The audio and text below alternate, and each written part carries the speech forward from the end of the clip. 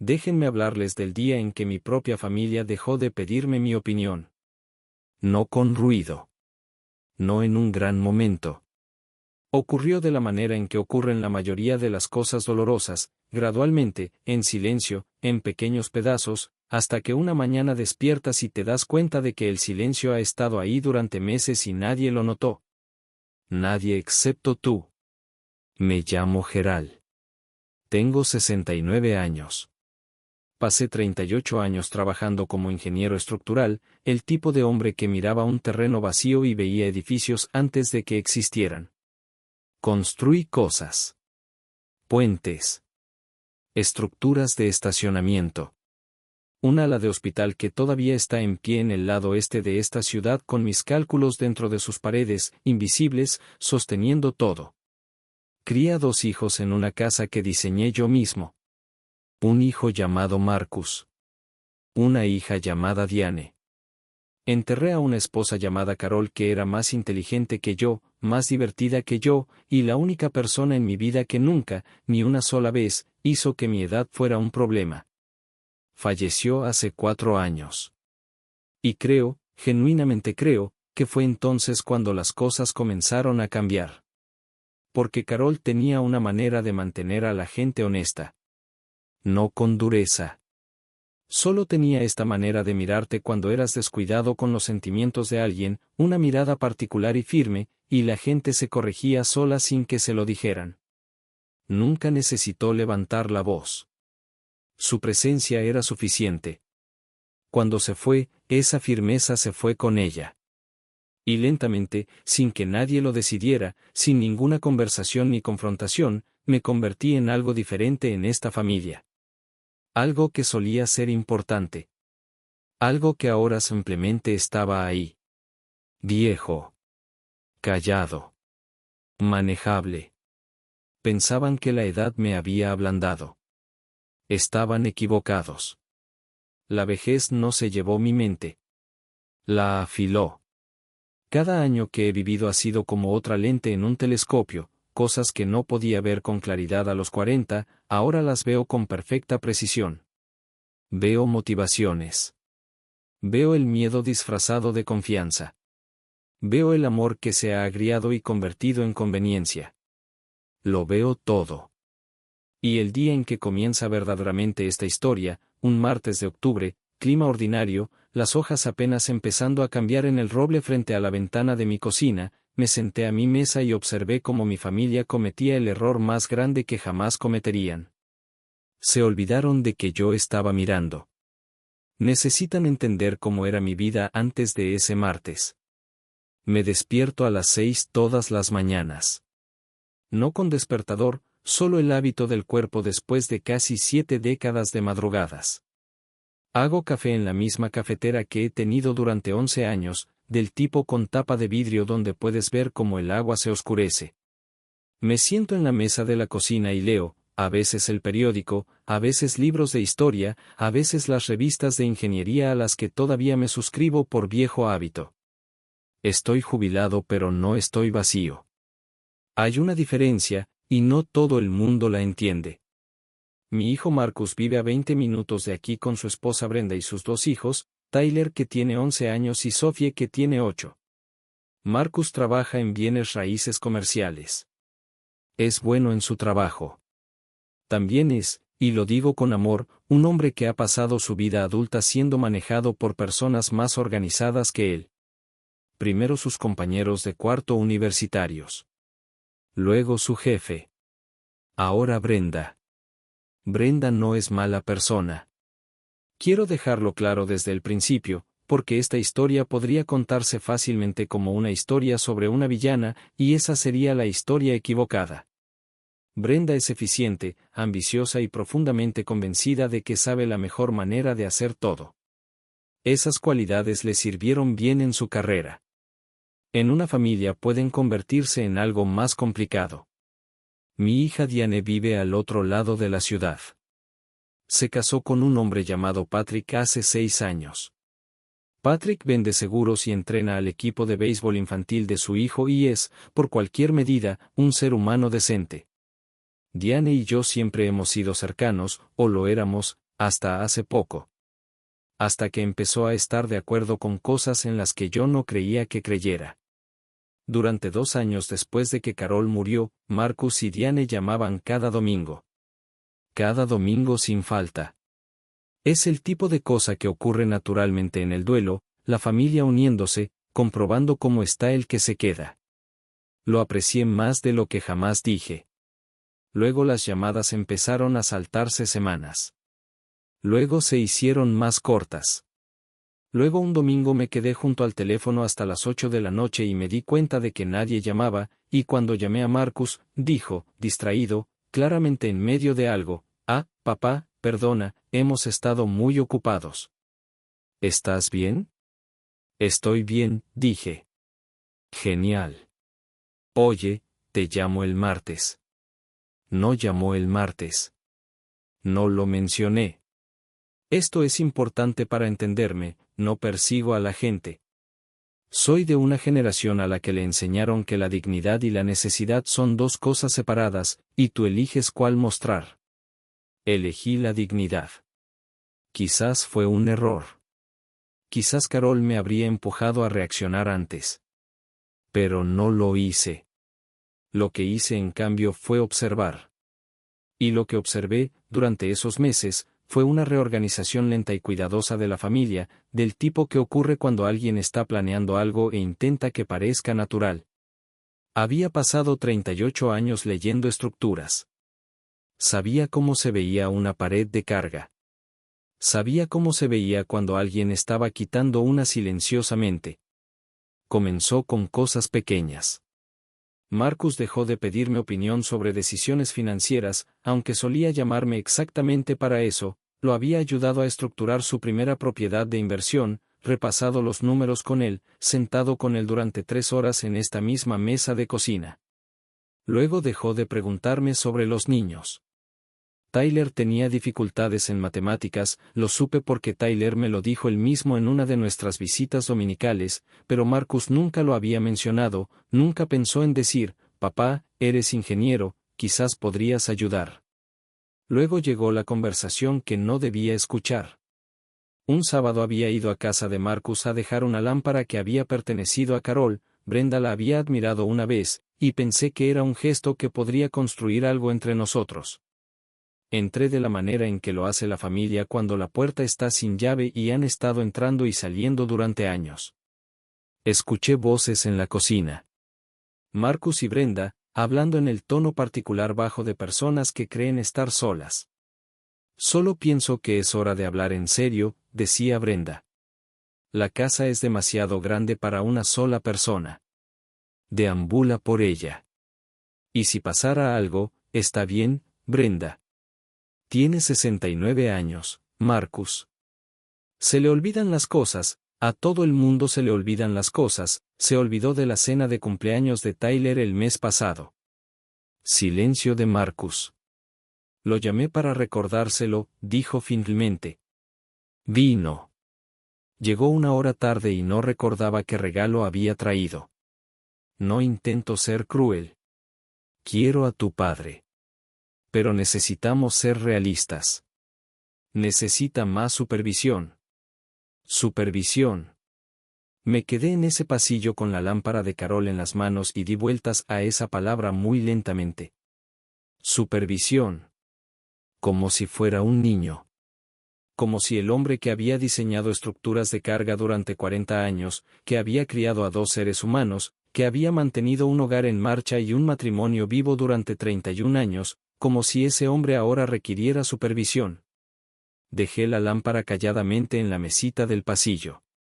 Volví a mi coche. Me quedé sentado durante 4 minutos, lo sé porque miré el reloj, y tomé una decisión. No iba a reaccionar. Iba a entender. Esto es algo que nadie te dice sobre envejecer, la gente empieza a tener conversaciones sobre ti como si ya estuvieras en la habitación de al lado. No del todo aquí. No del todo presente. Te conviertes en un sujeto en lugar de un participante, y el cambio ocurre tan gradualmente que si no estás prestando atención, empiezas a creerlo tú mismo.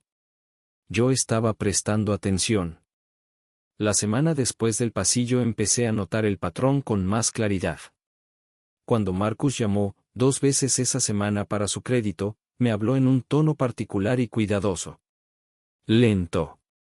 Simplificado. El tipo de tono que usas con alguien de quien has decidido que necesita ser manejado. Respondí sus preguntas, lo hice reír una vez sobre el perro de un vecino, no dije nada sobre lo que había escuchado. Solo escuché. Y lo que escuché, debajo de las palabras cuidadosas, fue un plan que todavía se estaba formando. Diane lo confirmó, aunque no era su intención. Vino a visitarme un miércoles, sin anunciarse, lo que no había hecho en más de un año. Trajo sopa. Noté de inmediato que la sopa era de un restaurante, no de su cocina, y que me miraba con la expresión particular de alguien que ha ensayado una conversación. Papá, dijo, después de que llevábamos 20 minutos sentados, Marcus y yo hemos estado hablando. Lo suponía, dije. Me miró. Sobre la casa. Dime. Dejó la cuchara. Creemos, y esto viene del amor, papá, genuinamente, creemos que podría ser hora de pensar en algo más pequeño. Ahora hay comunidades para personas mayores muy bonitas, no como las de antes, tienen actividades y, Diane. Se detuvo. ¿Cuánto tiempo llevas planeando esta conversación? Tuvo la gracia de parecer avergonzada. Unas semanas. ¿Y se te ocurrió, en esas semanas, simplemente preguntarme qué quería yo? Silencio. Vivo en la casa que tu madre y yo construimos juntos. Diseñé cada habitación. Sé por dónde pasan todas las tuberías, todos los cables, todas las paredes de carga. Me despierto cada mañana en la habitación donde tu madre durmió durante 31 años. Dije esto sin rabia. Calladamente. Como un hecho. Y la esposa de tu hermano ha decidido que necesito supervisión. Así que viniste aquí con sopa de fratellis y un plan. El rostro de Diane hizo algo complicado. Algo entre vergüenza y defensa. Es que estamos preocupados. ¿Por qué, específicamente? Pareces más lento. Menos agudo. Te olvidaste del cumpleaños de Tyler, llegué 20 minutos tarde porque me molestaba la cadera y no quería decirlo en la mesa del comedor para no hacer que todo girara en torno a mí. El regalo era un juego de ajedrez. Lo elegí porque Tyler me dijo que quería aprender. Pregúntale si se acuerda. Otro silencio. Lo que quiero que entiendas de este momento es que no estaba enojado. Era algo más frío y más clarificador que la rabia. Era certeza. Había pasado 69 años en este cuerpo y esta mente y sabía exactamente lo que era y lo que no era, y lo que no era es un hombre que necesitara ser manejado por personas que habían confundido su propio miedo con mi debilidad. Tenían miedo de verme envejecer. Tenían miedo de lo que venía después del envejecimiento. Tenían miedo de que la muerte de su madre se repitiera, de no estar preparados, de que la pérdida los tomara desprevenidos de nuevo. Y habían convertido ese miedo en un proyecto. Conmigo como sujeto. Entiendo que tienes miedo, le dije a Diane. Yo también tuve miedo cuando tu madre se enfermó. El miedo hace que la gente quiera controlar las cosas. Lo entiendo. Me levanté, recogí los 2 tazones de sopa, los llevé al fregadero. Pero necesito que me escuches. No soy un problema que hay que manejar. Soy tu padre. Y estoy bien. Diane se fue 1 hora después. Me abrazó en la puerta, más tiempo de lo habitual. La retuve. Después de que se fue, volví adentro, me senté en la mesa de la cocina y abrí mi revista de ingeniería. Pero no estaba leyendo. Estaba pensando. Porque ahora entendía la estructura de lo que estaba pasando. Y si había aprendido algo en 38 años de ingeniería estructural era esto: una vez que entiendes la estructura, entiendes dónde es débil. Y sabía exactamente dónde era débil esta. 3 semanas después de la visita de Diane, Marcus llamó para decirme que habría una cena familiar. El domingo. En su casa. Solo nosotros, dijo. Los niños también. Sin formalismos. Dije que estaría ahí. Llegué a las 6, que fue la hora que me dio. Los coches en la entrada contaban una historia diferente. El coche de Diane. La camioneta de Patrick. El Buick de la madre de Brenda, una mujer llamada Vera a quien había conocido quizás 4 veces y que tenía un talento particular para entrar en las habitaciones y reorganizar la autoridad en ellas. La casa ya estaba llena de conversación cuando entré. Marcus parecía sorprendido de verme. Ese es el detalle que me lo dijo todo. Su cara se reorganizó rápidamente, siempre ha sido socialmente hábil, pero ese medio segundo de sorpresa era real. Habían empezado sin mí. Me habían dado la hora equivocada. Entendí esto no con conmoción sino con un tipo de reconocimiento callado y encajado. Como una llave girando en una cerradura que ya sabías que estaba ahí. Papá. Me abrazó, cálido, suficientemente genuino. Llegaste temprano, dijiste las 6. Creo que dije las 6:30, quizás dije las 6, mi culpa. Me condujo hacia la sala, hablando todo el camino, y lo dejé conducirme porque quería ver en qué me estaba metiendo. La sala tenía la quietud particular y cargada de una habitación donde una conversación acaba de detenerse. Diane estaba en el sofá. Patrick a su lado. La madre de Brenda, Vera, en el sillón que siempre había sido el favorito de Carol, lo noté y no dije nada.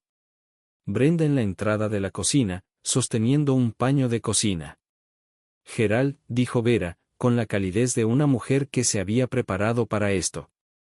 Estábamos hablando de ti. Lo suponía, dije. Me senté. Continúen. Otro medio segundo de reorganización. Luego Marcus se sentó, y Brenda entró, y la habitación tomó la forma de lo que realmente era, una intervención. Tenían documentos. Esta fue la parte que me sacudió, si soy honesto, fue la parte donde la claridad fría que había estado cargando durante 3 semanas se agrietó ligeramente en los bordes. Marcus tenía una carpeta. Dentro había páginas impresas con información sobre 2 comunidades para personas mayores, una lista de verificación titulada Evaluación de Seguridad del Hogar y, al fondo, algo que parecía un borrador de un formulario de poder notarial. Poder notarial. Miré ese papel durante un largo momento. Luego miré a mi hijo. Marcus, dije. ¿Cuánto tiempo llevas trabajando en esto? Tuvo la decencia de no fingir.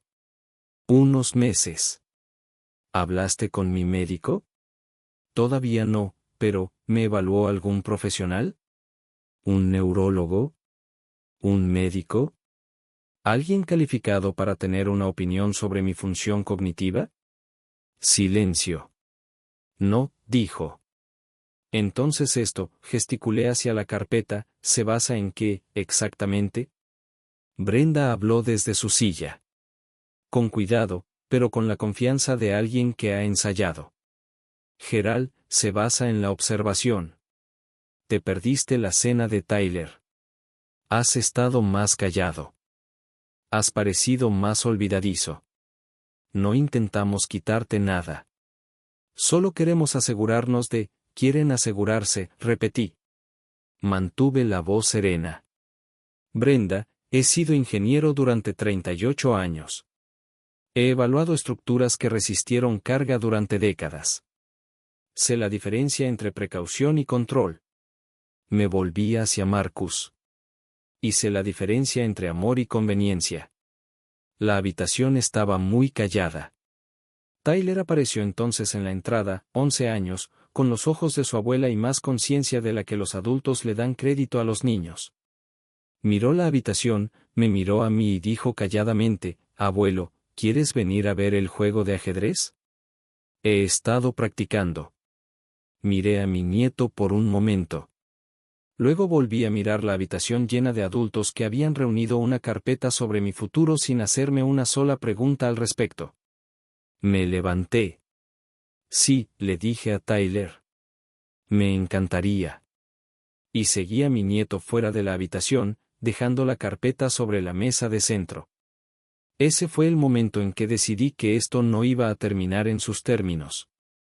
Quiero contarles lo que hice durante las siguientes 3 semanas. Porque esta es la parte que más importa. No la confrontación. No la carpeta. Lo que importa es lo que hace un hombre cuando las personas que ama lo han subestimado.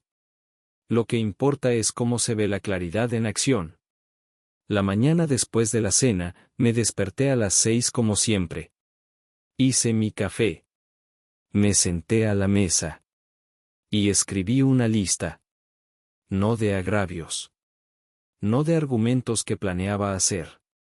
Una lista de lo que realmente sabía, realmente tenía, realmente era, que nadie en esa habitación se había molestado en preguntar. Había pasado 2 años después de la muerte de Carol reorganizando silenciosamente mis finanzas. No porque estuviera declinando, sino porque estaba de duelo, y cuando estoy de duelo, trabajo. Me había reunido con mi asesora financiera, una mujer perspicaz llamada Patricia, y reestructurado mi cartera de una manera de la que Carol habría aprobado. La casa estaba pagada. Mis inversiones estaban sanas. Había, de la manera calmada y metódica de un hombre que entiende las estructuras de carga, garantizado absolutamente que mi futuro estaba construido sobre terreno sólido. Nadie lo sabía. Porque nadie había preguntado. Llamé a Patricia esa mañana. Le conté lo que estaba pasando. No se sorprendió, había visto versiones de esto antes. Dijo, Gerald, ¿quieres documentar todo formalmente? Dije, sí. Hagámoslo. Durante las siguientes 2 semanas, Patricia y yo nos reunimos 3 veces. Se redactó una revisión financiera completa. Me reuní con mi médico, el Dr. Callegup, quien había sido mi médico durante 12 años, y le pregunté directamente, necesito una evaluación cognitiva. Mi familia cree que estoy declinando. Averigüemos. Me miró con algo entre diversión y respeto. Gerald, dijo, lo haré para complacerte, pero quiero que sepas que no estoy preocupado. No se equivocaba en no estar preocupado. La evaluación volvió limpia. Aguda. Mejor que el promedio para mi grupo de edad, resultó ser, del tipo de resultado que hace que un médico enarque las cejas. Hice que ese resultado también quedara documentado. Y luego, esta fue la parte que más tiempo tomó pero que se sintió más necesaria, me senté y escribí. No cartas. No quejas. Escribí lo que nunca había pensado en escribir antes, la historia de lo que había construido. No los puentes y el ala del hospital. La familia. 38 años de carrera, sí. Pero también las noches que me había quedado despierto con Marcus cuando tenía 16 años y estaba suspendiendo química, sentado con él hasta las 2 de la mañana hasta que las ecuaciones encajaron.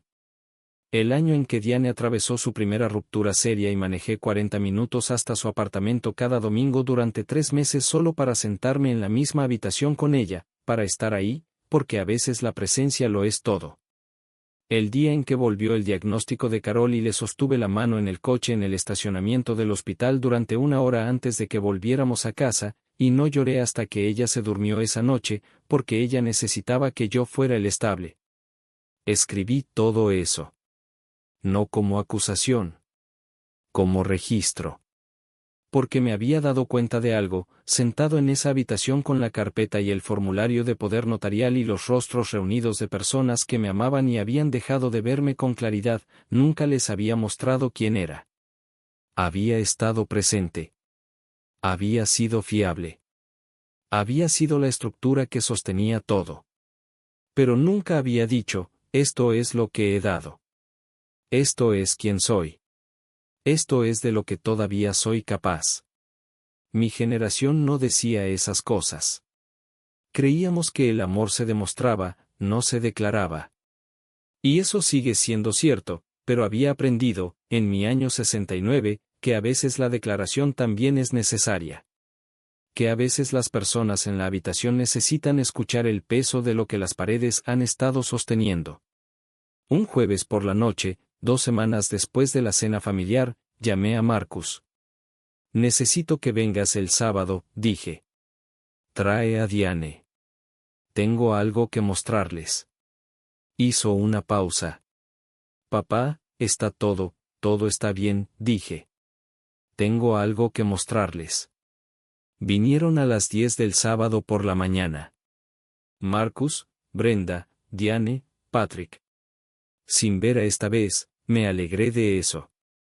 Había puesto la mesa de la cocina de la manera en que Carol la ponía para las conversaciones importantes, las tazas buenas, el buen café, un plato de los pasteles de almendras de la panadería de Clement Street que todos ellos habían amado desde la infancia.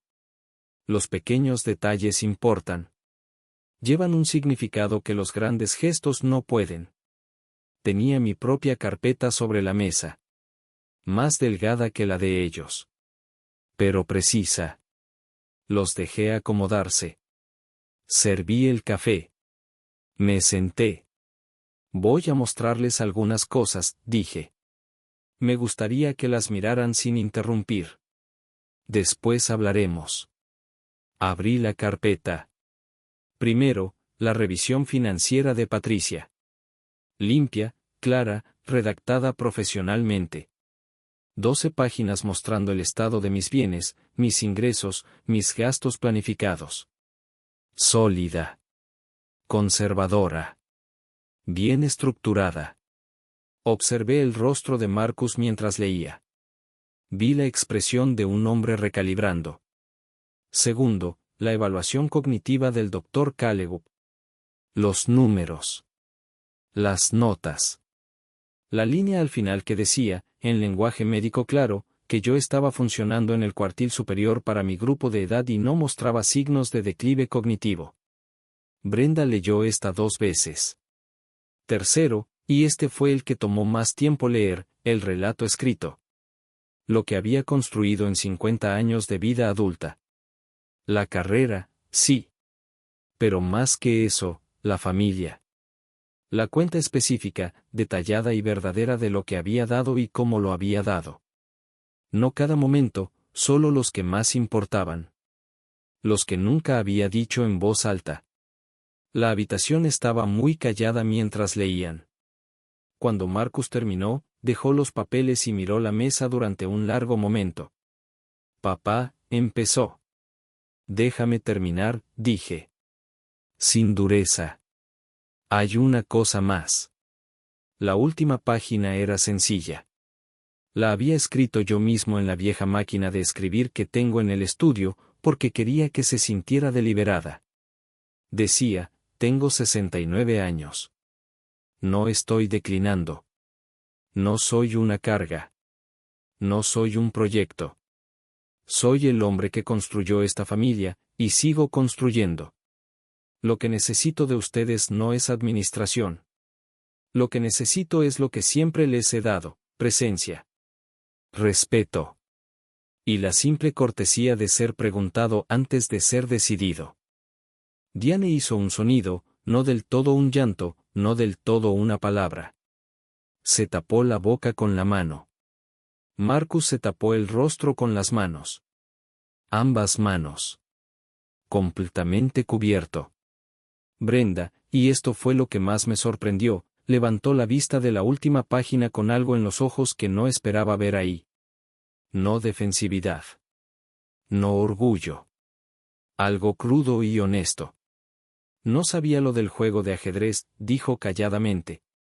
Tyler me lo contó la semana pasada. Dijo que le explicaste todo el juego en una sola tarde y le ganó a Marcus 3 veces.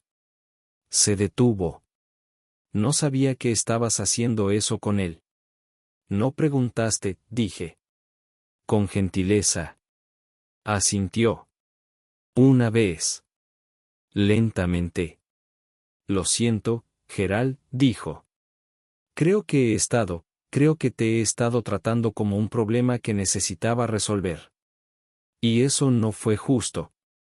La habitación sostuvo esa frase por un momento. Luego Marcus sacó el rostro de sus manos. Tenía los ojos rojos. Papá, dijo. No me había llamado papá así desde que tenía quizás 14 años. Lo siento.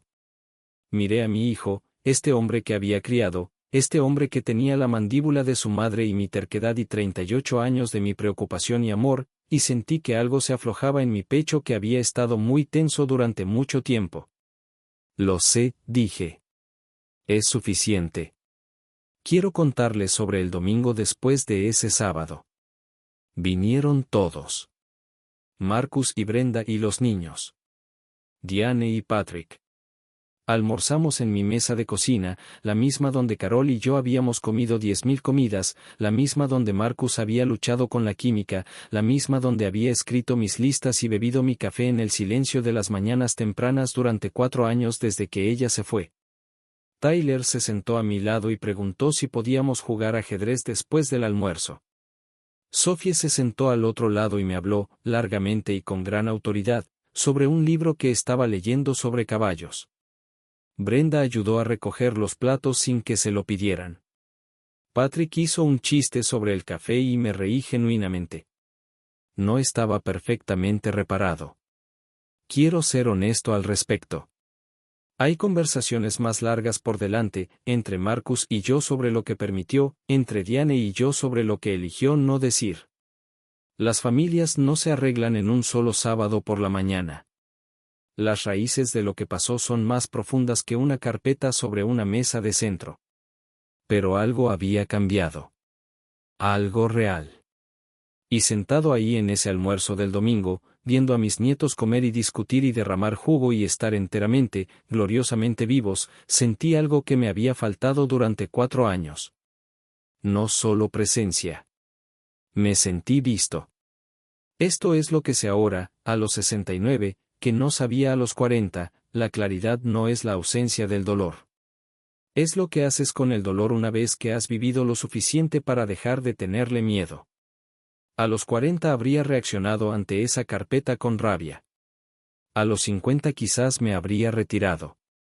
A los 69 me quedé quieto, reuní mis evidencias y dije la verdad sin teatro. Eso es lo que me dio la edad.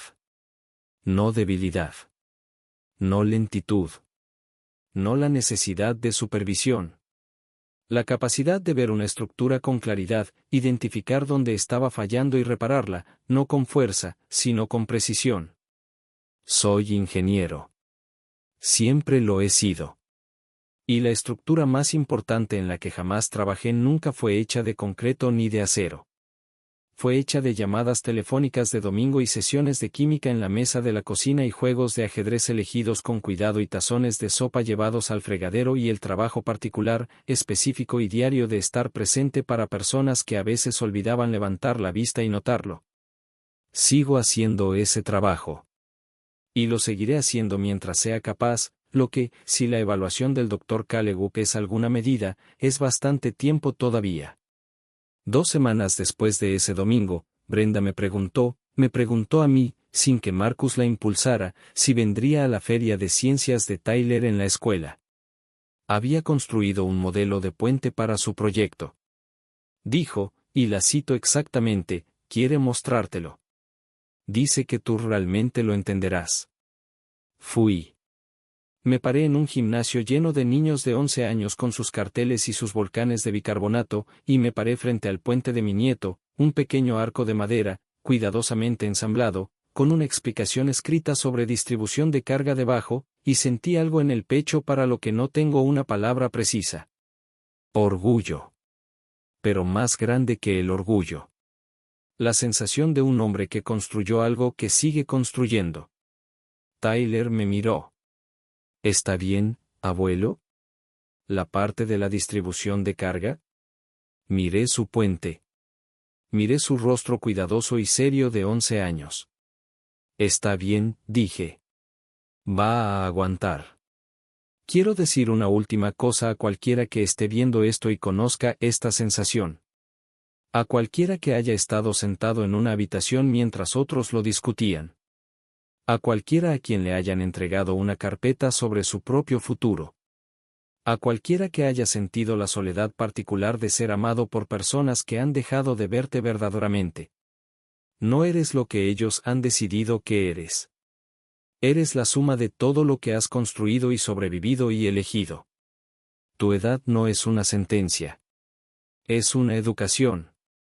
Y la claridad que te da, si estás dispuesto a sentarte con ella, a esperar con ella, a usarla con cuidado en lugar de gastarla en rabia, esa claridad es lo más poderoso que hay en cualquier habitación. Di tu verdad.